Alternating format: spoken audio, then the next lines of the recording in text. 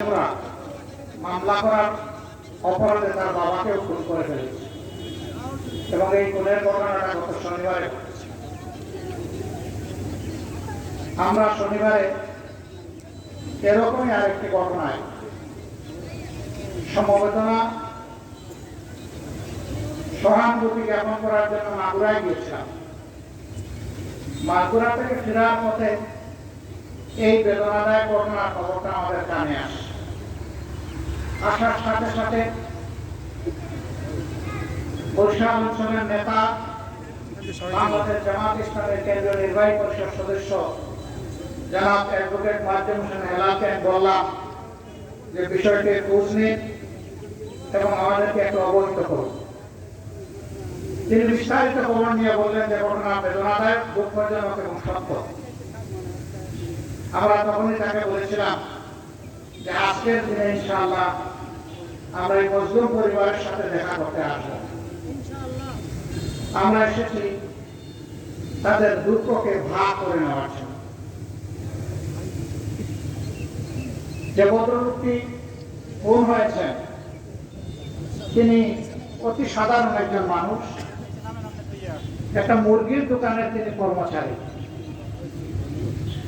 তার বৃদ্ধা মা আছেন, তার স্ত্রী আছেন, 2.5 মাসের একটি কন্যা সহ 3টি কন্যা সন্তান আছে, কোনো ছেলে সন্তান নেই। কার্যত তাকে খুন করার মধ্য দিয়ে এই পরিবারটাকে পুরুষ শূন্য, অভিভাবক শূন্য করে ফেলা হয়েছে।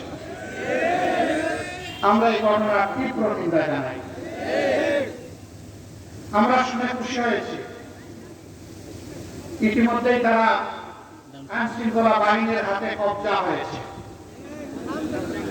আমরা দাবি করি দ্রুত বিচার আদালতে এই মামলাকে নিয়ে 90 দিনের মধ্যে যেন এই মামলার রায় বাস্তবায়নের ব্যবস্থা করা হয়। আমরা এই সমস্ত ধর্ষণ এবং খুনদের সর্বোচ্চ বিচার দাবি করছি। এই পরিবারটা এখন চলবে কিভাবে? গরিবের সংসার হলেও তারা সুখে ছিল, তারা কারো কাছে হাত পাতত না, কিন্তু পরিবারের উপার্জন করা একমাত্র ব্যক্তিটি খুন হওয়ার কারণে, নিহত হওয়ার কারণে এই পরিবারের এখন কোনো অবলম্বন নেই।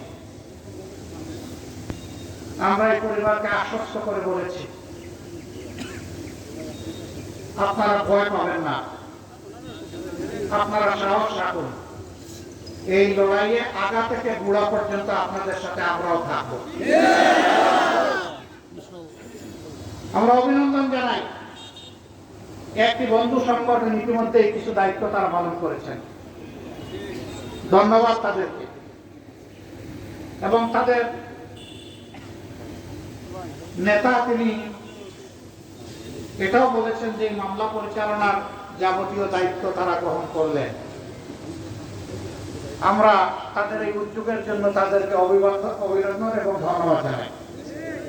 এবং আমরা বলি এই মামলা পরিচালনায় আমরাও আপনাদের পাশে থেকে লড়াই করব।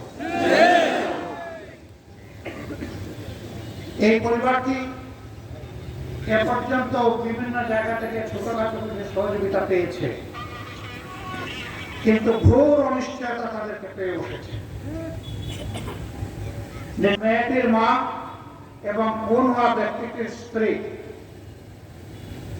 আর খুন হওয়া ব্যক্তিটির মা যখন তাদের সাথে কথা বলছিলাম তখন তাদের চোখ পায়রা নদীতে পরিণত হয়েছিল। অনবরত চোখের পানি ঝরছিল। কোন ভাষায় এই মানুষগুলোকে আমরা সান্ত্বনা দেব? তারা বলেছিল কে এখন আমাদেরকে দেখবে? আমরা বলেছি আমরা যেমন আল্লাহ সৃষ্টি, আপনারাও আল্লাহ সৃষ্টি, আল্লাহ তাআলা আপনাদেরকে দেখবেন।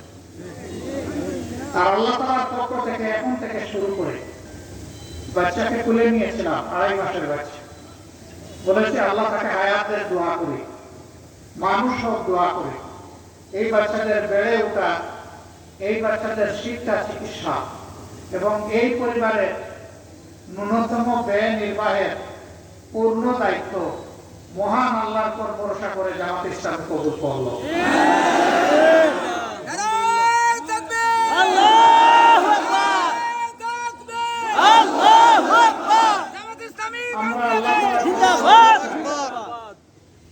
এই অবুঝ শিশুদের বাবা জীবিত থাকা অবস্থায় পরিবারটি যেমন ছিল তারা যেন আগামীতে ঠিক একটু ভালো হতে পারে। এই বাচ্চাগুলাই একদিন জাতির জন্য সম্পদে পরিণত হবে।